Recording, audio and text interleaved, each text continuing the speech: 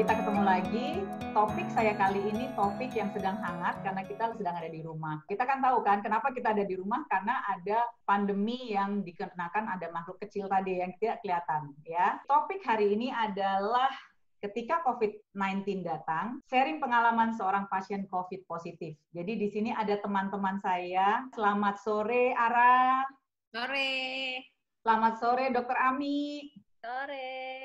Selamat sore Jovita. Halo, selamat sore Ari. Apa kabar? Baik, thank you sudah bisa bergabung ya.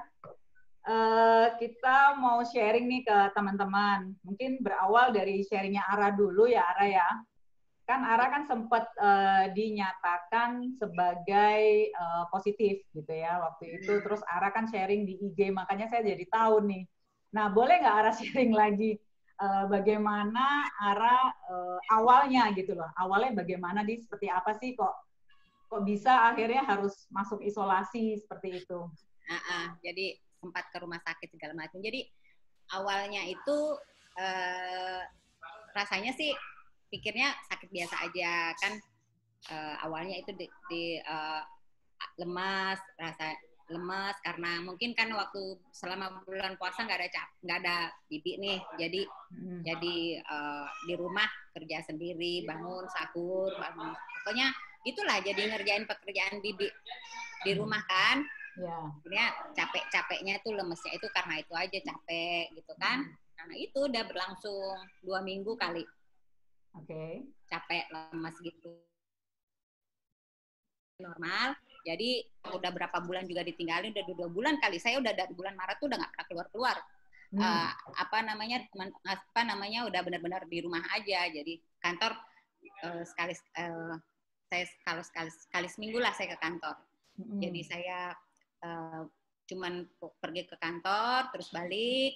Itu aja, saya jadi cuman rumah ke kantor. Saya nggak kemana-mana lagi. Nah, pernah itu satu kali saya maksudnya setelah lebaran itu kan udah mulai agak sering lemas, tapi nggak ke dokter karena pikir capek aja. Terus saya mampirlah, saya kan kalau pergi mumpung keluar mampirlah saya biasa ke supermarket, ke ATM gitu.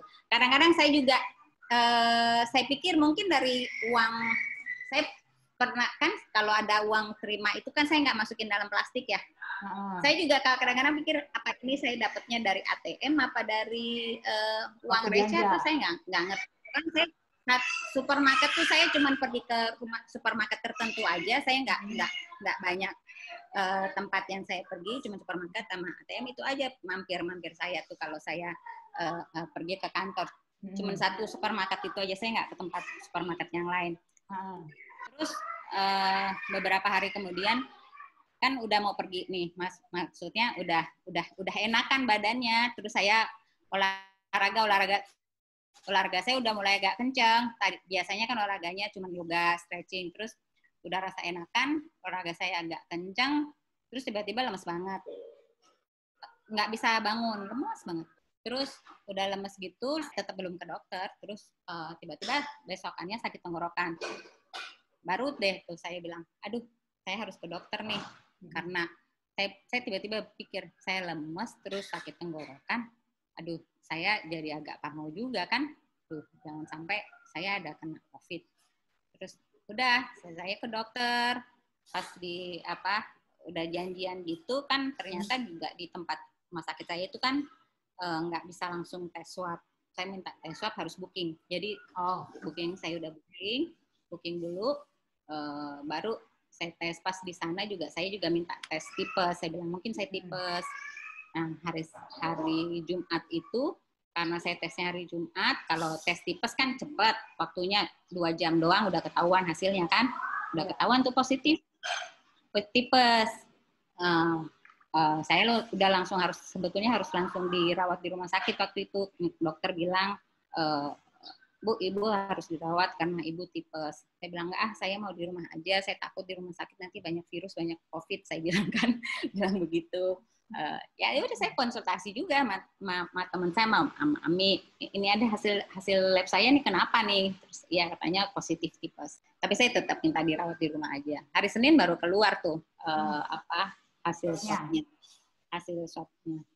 Ada tulisan positif, saya ada tulisan positif, ada tulisan negatif. Saya tanya, maksudnya apa nih? Udah langsung saya udah panik. Ini apa maksudnya nih? Kok ada positif ada negatif gitu? Pokoknya saya langsung kirim ke teman saya tuh ke kami. Ini apa maksudnya? Saya juga nanya ke dokter rumah sakit. Dia bilang ibu positif. Saya nggak mau percaya kan? Saya tetap kirim hasil foto saya. Ini apa maksudnya? Saya kirim ke beberapa teman dokter saya lah, karena saya nggak mau, karena saya nggak mau. Jangan-jangan dia salah kan? Siapa tahu ini. Jadi itu aja, pokoknya pertama kali itu kayak nggak mau terima kenyataan dan bahwa itu positif. Setelah beberapa dokter teman saya juga menyatakan itu positif dan dokter di sana juga itu positif, baru saya langsung kayak down gitu bang, down banget gitu. Maksudnya, aduh, udahlah, udah habis maksudnya, udahlah, udah selesai nih. Maksudnya saya udah selesai karena saya terlalu banyaknya informasi yang kita terima. Terus saya juga karena saya takutnya itu karena saya dalam keadaan tipes kan katanya kalau komplikasi kalau kita ada penyakit bawaan terus ada itu kan itu yang bikin parah itu karena ada penyakit iringannya kan. Nah, itulah karena saking banyaknya informasi yang kita terima, kita udah semakin ketakutannya itu udah semakin jadi panik gitu kan. Saya langsung begitu saya terima itu, saya keluarga semua saya langsung suruh menjauh, jangan deket-deket saya. Pokoknya saya langsung teriak, pokoknya jangan ada yang boleh deketin mama gitu kan. Saya nggak boleh ada yang deket-deket. Pokoknya kalau ada yang deket saya langsung suruh menjauh. Terus saya langsung waktu itu udah langsung isolasi di rumah. Nah nih, enggak, saya langsung konsul ke dokter paru. Dokter paru kan, saya langsung ke dokter paru pagi kan saya dapat hasil, sorenya saya langsung kebetulan dokter parunya itu adanya siang, jadi siangnya itu saya langsung ke dokter paru. Dokter parunya nyaranin aja, nanya dia, ibu mau ibu siap nggak dengan isolasi mandiri di rumah atau ibu mau di rumah sakit. Terus saya tanya lagi teman-teman dokter saya yang lain, ini bagusnya gimana, saya di rumah sakit atau di rumah. Terus ya saran dokter ya sebaiknya di rumah sakit aja karena tipe saya juga butuh penanganan kan. Ya udah, lebih antisipasi ya. Antisipasi. Jadi terus teman dokter juga bilang, kamu yakin kalau di rumah kamu bisa isolasi sendiri gitu kan, nggak ada pengalaman, dan ketakutan yang tadi itu kasihan keluarga kalau saya di rumah takut semuanya jadi terpapar. Akhirnya saya mengambil keputusan untuk ya udah di rumah sakit aja. Jadi cerita masuk rumah sakit juga panjang. Itu saya sampai dari sore mau masuk rumah sakit itu tengah malam baru masuk rumah sakit karena bolak-balik dulu karena pertama asuransi itu saya tanya asuransi saya ternyata nggak berlaku di situ. Terus dokter nyaranin lagi gimana kalau di rumah sakit rujukan, kalau di rumah sakit rujukan ibu nggak perlu bayar. Nah, saya pakai ya udahlah, saya juga minta kayak semacam nota biar saya bisa langsung dapat kamar di rumah sakit pemerintah rujukan. Udah dikasih kamar, tapi pas begitu ke sana itu maghrib itu tuh udah saat-saat yang sangat tegang buat saya gitu kan. Antara mau masuk rumah sakit dan saat itu adalah saat sampai masuk rumah sakit itu saat yang paling tidak enak karena udah ya mungkin karena kalau banyak informasi sih udah pikir aduh ini saya masuk rumah sakit. Begitu saya lihat rumah sakitnya, saya ke rumah sakit rujukan itu udah malam, itu udah prosesnya itu panjang masuk rumah sakit itu, ternyata mesti nunggu prosedur gitu kan, IGD segala macem, ngelihat orang banyak gitu yang sakit, yang tadinya saya baik-baik aja, sebetulnya kondisi saya baik-baik saja begini kan. Sampai di sana itu tuh yang udah langsung bener-bener rasanya sakit badan semua, yang dada dari tembus ke belakang, semua udah rasa tiba-tiba sesek, tiba-tiba apa semua tuh ada. Tiba-tiba semua penyakit keluar. Tiba-tiba semua penyakit rasanya bener-bener udah bener-bener sakit. Dan saya udah berpikir, itu kalau saya masuk di situ, di IGD situ, inilah saat-saat terakhir saya ketemu sama keluarga saya. Saya pasti udah nggak ketemu mereka lagi kan. Saya udah ngebayangin, saya kalau meninggal, nggak akan ada keluarga saya yang nemenin saya akan pergi begitu saja. Pokoknya itulah yang saya bayangin di situ. Terus saya nggak ini kan, maksudnya suami saya juga bilang, kamu mau di sini? Terus saya bilang, nggak apa, saya di itu aja deh, saya di rumah sakit swasta aja yang apa namanya, yang nggak terlalu banyak orang. Di swasta itu saya nggak ngeliat terlalu banyak orang kan. Baliklah saya ke rumah sakit swasta. Situ juga sendiri lagi kan, isolasi sendiri kan, di IGD isolasi sendiri. Itu yang rasanya nanti saya udah ngebayangin, oh begini nanti rasanya saya dikubur itu nanti saya akan merasakan sendirian. Itu udah semua bayangan itu udah kita bayangin. Jadi saya ya di perjalanan di mobil juga saya udah cerita sama suami, sama anak. Nah, mama tuh simpan apa gitu, sertifikat apa semua udah kasih tahu ini di sini.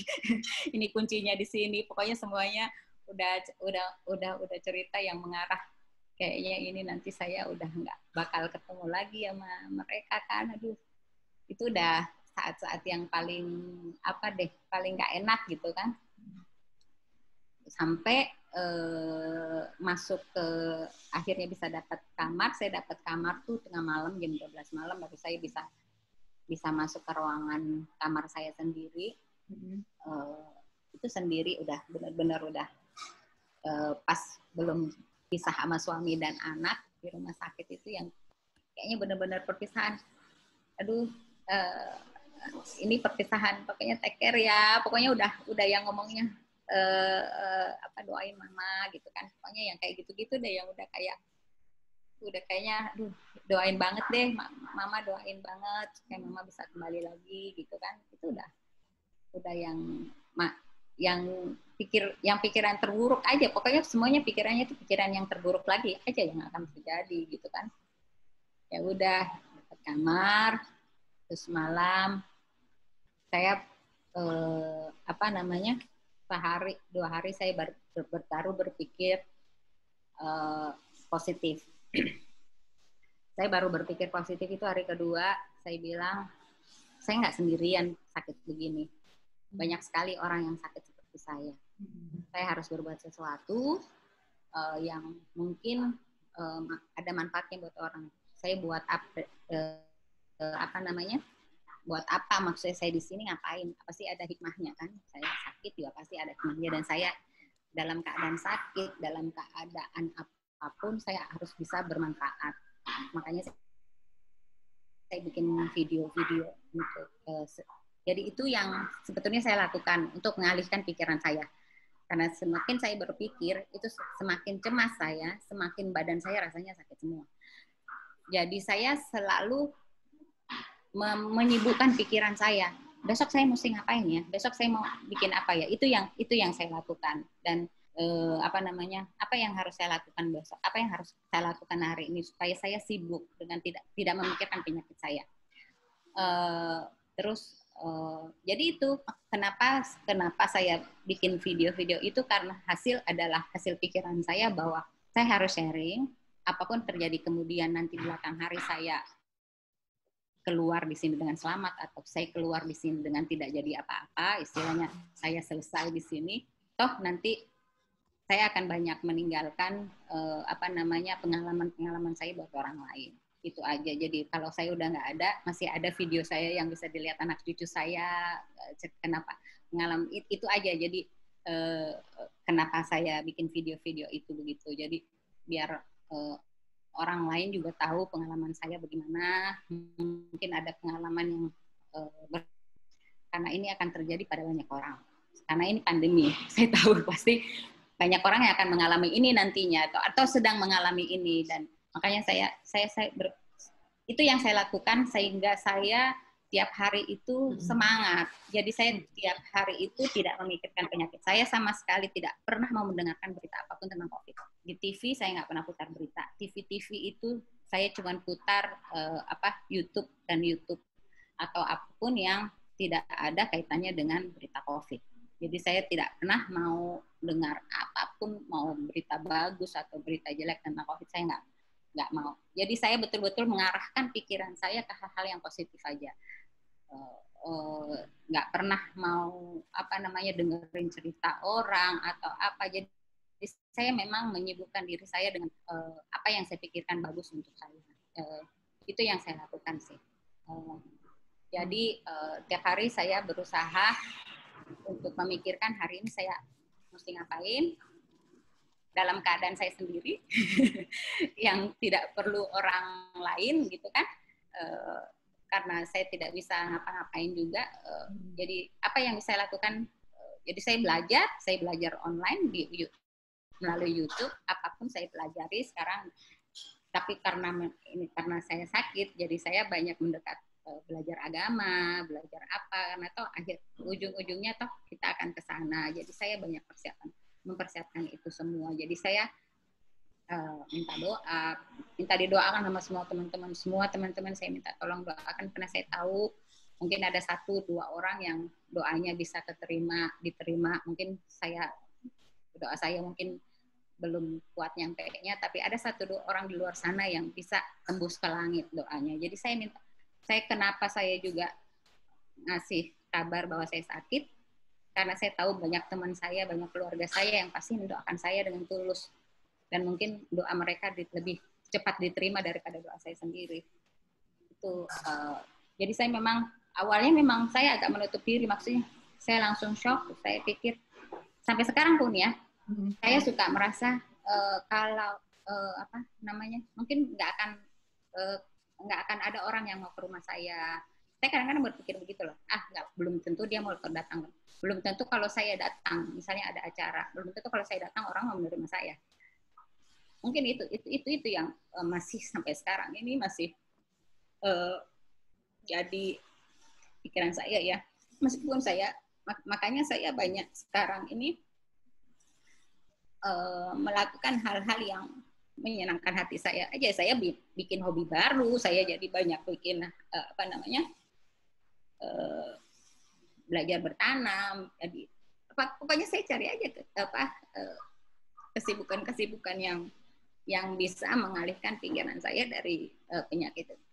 Dan saya tahu ini penyakit ini banyak masalah psikologis ya, banyak ke psikis. Karena kalau saya cemas, itu pasti kita akan merasa sakit. Tapi kalau kita enjoy lagi, happy lagi, kita nggak akan merasa sakit sama sekali gitu. Jadi saya selalu berpikir ini tuh kayaknya penyakit itu semuanya muaranya di pikiran ya. Berat apa enggaknya itu semuanya dari pikiran kayaknya. Jadi saya juga selain ke dokter, saya juga ke teman saya ada yang kayak semacam psikoterapi gitu. Saya juga konsultasi sama dia. Jadi buat menenangkan. Ya, jadi semacam dia ngasih penguatan gitu. Itu gitu. Jadi itu yang saya lakukan sih. Jadi sebetulnya penyakit ini karena saya kasusnya ringan, kata dokter kamu tuh survivor, tapi memang kasus kamu agak ringan. Maksudnya bukan kasus kamu memang yang kasus ringan, jadi dia nggak terlalu khawatir dokter di rumah sakit itu. Saya nggak khawatir sama kamu karena kamu kondisi klinis saya kan bagus terus, nggak pernah drop gitu. Jadi maksudnya waktu itu nggak sampai ngalamin yang namanya pakai ventilator, pakai masker oksigen gitu, enggak ya? Enggak. Kan waktu itu langsung di ronsen kan. Saya masuk ke rumah sakit, saya nggak mau karena saya ada teman itu sampai udah masuk ventilator, itu saya nggak mau itu kan. Maksudnya saya nggak mau seperti itu. Saya harus bisa bisa bertahan supaya saya tidak sampai seperti itu. Itu yang saya lakukan. Jadi saya memang menguatkan diri saya. Saya nggak mau sampai sesak napas. Saya nggak mau sampai apapun saya lakukan supaya saya tidak sampai masuk ventilator. Itu yang saya berjuangnya ke situ dulu ya. Waktu itu. Ara boleh tahu nggak waktu Ara kena itu, waktu Ara keluar rumah itu sebenarnya Ara sudah ikutin protokol belum, pakai masker dan? Oh iya, saya pakai masker, namanya kadang sarung tangan itu, sebetulnya sarung tangan ada terus di kalau mau ke ATM gitu, masker terus karena anak saya juga agak-agak itu ya teriak-teriak kalau saya mama masker. Jadi memang kita masker, hand sanitizer di mobil ada terus. Cuman mungkin kadang-kadang yang saya ingat itu mungkin ya waktu saya pernah dapat terima uang kembalian dari, saya juga nggak tahu apa dari ATM atau saya nggak tahu ya waktu itu saya dari rumah mampir itu saya cuma ke supermarket, ke ATM, dan pernah juga sempat tuh dalam hati ini ada virusnya nggak nih uang ini gitu. Itu sempat kepikiran, tapi saya udahlah nggak mungkin lah, apa maksudnya saya jadi gitu. Saya nggak tahu dapat di mana sih, nggak tahu. Di supermarket kan juga. Supermarket bayar apa? Pakai cash atau pakai ini kartu, pakai debit? Kartu debit. Saya selalu pakai debit kalau bayar. Karena pernah aja sekali itu saya beli, cuman karena beli apa itu saya ada rencana. Itu saya di supermarket yang semuanya masih udah pasang jarak loh. Jadi kita tuh nggak dekat-dekatan lah, udah ada. Nah, jadi udah social distancing. Social distancing gitu. Ya makanya saya juga bingung, saya dapat di mana ya Pak. Saya juga kadang-kadang pernah berpikir jangan-jangan ini false test ya, maksudnya ini nggak benar nih tes. Kayak kalau nggak mau nerima kenyataan lagi, nggak benar nih kali tesnya. Saya mungkin karena tipe aja jadi kelihatan kayak positif kan, gitu. Tapi saya lebih baik mengantisipasi saya positif supaya keluarga saya terlindung kan, maksudnya saya lebih baik. Oke lah saya positif, saya nggak mau, tapi jangan sampai keluarga saya tertular gara-gara saya, teman saya atau siapa aja gitu kan. Gitu. Iya. Oke. Tapi sekarang waktu itu sampai isolasi berapa hari, Ara? Saya di rumah sakit tuh 10 harian, 10 terus hari. lagi di rumah isolasi mandiri yang 2 minggu. Jadi ya itu.